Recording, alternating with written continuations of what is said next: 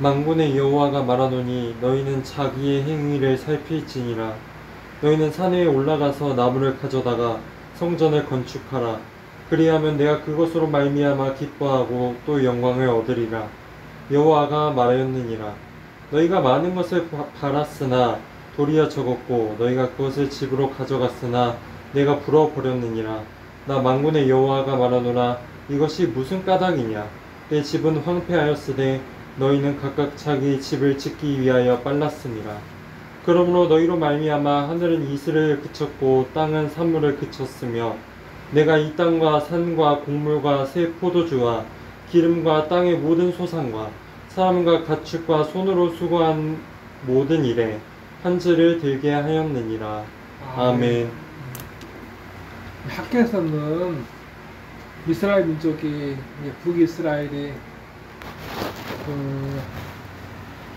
아수르에 멸망하고 남유다가 바벨론에 멸망한 다음에 포로 생활을 하고 있었는데 그때 이제 돌아왔었습니다. 돌아온 이후에 학개라는 선지자가 있었는데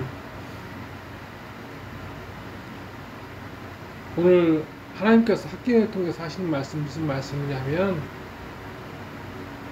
남유다가 쫄딱 망했을 때 전쟁이 패배했었을 때 성전이 다 무너졌어요.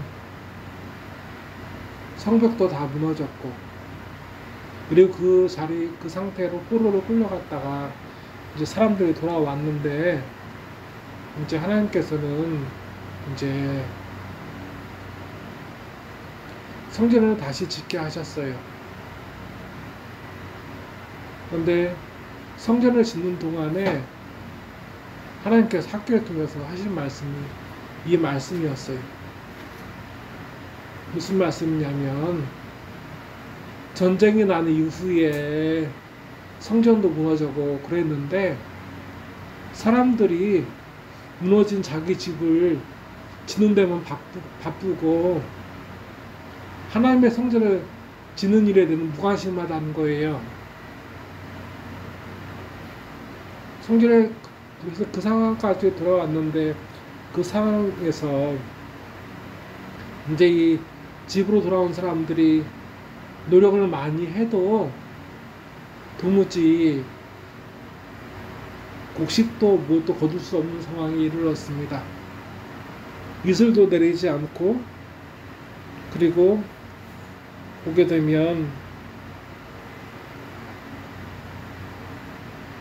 11절에 내가 이 땅과 산과 곡물과 새 포도주와 기름과 땅의 모든 소산과 사람과 가축과 손으로 수고하는 모든 일에 한재를 들게 하였느니라 라고 되어 있잖아요. 한재는 뭐냐면 서리가 내리는 거예요.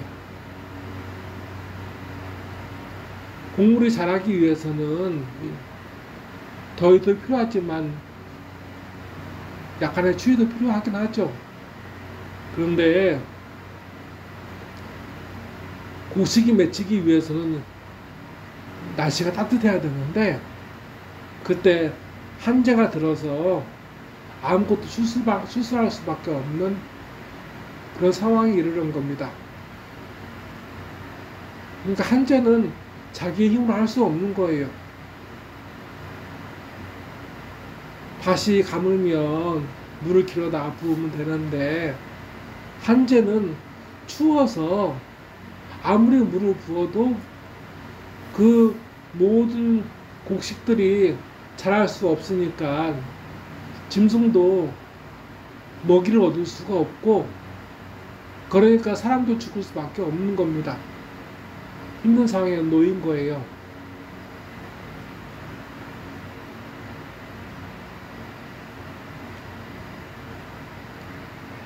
말씀을 보게 되면 너희가 많은 것을 바랐으나 도리어 적었고 너희가 그것을 집으로 가져갔으나 내가 불어버렸느니라 라고 말씀이 되어 있잖아요. 이 말씀 보게 되면 사람이 아무리 수고해도 거둘 수 없는 이유는 하나님께서 그것을 거두지 못하게 하셨다고 말씀이 되어 있는 겁니다. 기도한 대로 준다고 하지 않으셨습니까? 믿습니다. 아멘. 그것이 아니라 오늘 말씀을 보게 되면 기도하지 않았기 때문에 주지 않았다, 그것이 아니라 하나님에 대해서 무관심한 사람들에 대해서 하나님은 진노하신 거고 응답하지 않으신 거예요. 하나님의 집은 무너지고 있는데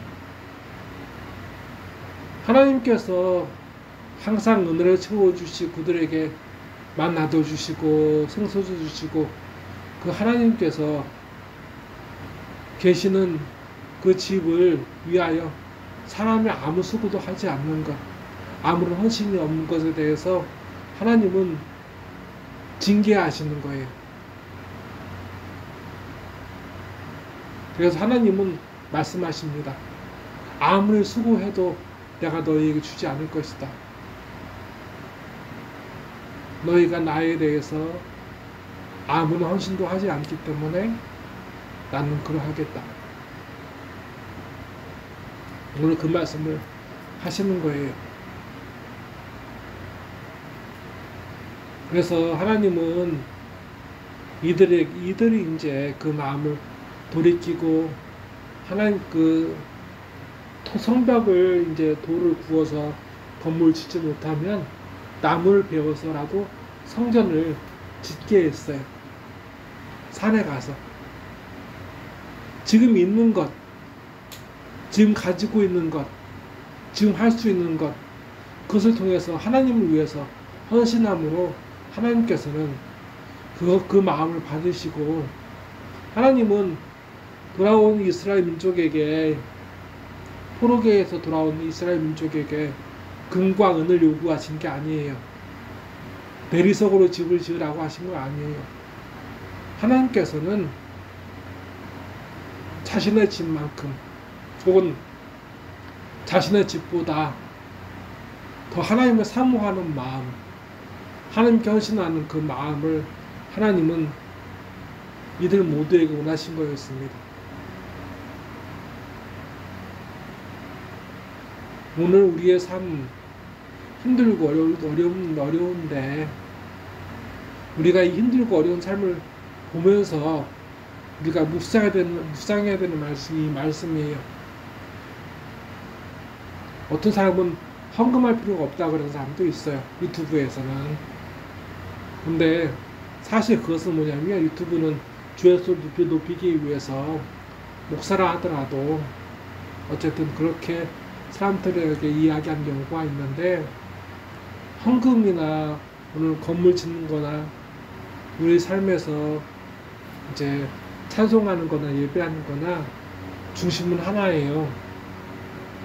하나님에 대한 헌신. 하나님, 내가 하나님의 은혜에 감사합니다. 하나님의 은혜로 내가 살고 있습니다. 하나님, 내가 이렇게 하나님께 드립니다. 돈이 없지만, 건강이 없지만, 혹은 삶이 힘들지만, 나에게 은혜를 베푸신 하나님으로 인하여 내가 살고 있음에 감사하며 이렇게 나를 드립니다. 하나님은 그때 우리에게 은혜를 베풀어 주시는 거예요. 사람은 사람에게 어떤 도움이 되지 못해요. 사람은 의지할 수 없어요. 하나님이 뭐라고 하시냐면 사람을 의지하지 말라고 하시면서 사람의 호흡은 코에 있지 아니하냐. 그 말은 뭐냐면 사람은 숨이 끊어지면 죽는다. 사람이 언제 죽을지는 아무것도 몰라요. 영원히 사는 건 사람이 아니라 하나님밖에 없어요. 그렇다면 우리가 일평생 의지하는 것은 사람이 아니라 가족이 아니라 하나님만 되어야 해요. 힘들고 어려울 때 혹은 오늘 이 말씀처럼 이슬이 내리지 않고 한재가 들어서 내가 수고한 것이 아무것도 내 안에 모이지 않고 궁핍이 내 삶을 흔들 때